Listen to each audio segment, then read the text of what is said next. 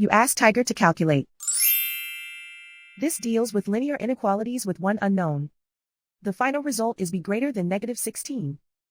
Let's solve it step by step. Group all constants on the right side of the inequality. Add 10 to both sides.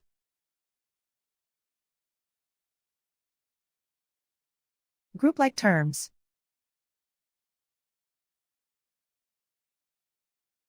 Simplify the arithmetic.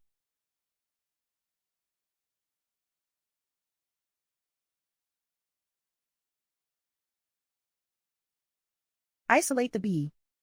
Multiply both sides by 8.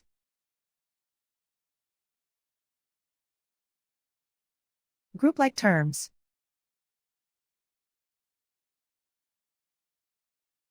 Multiply the coefficients.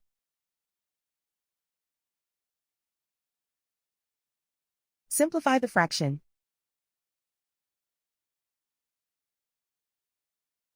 Simplify the arithmetic.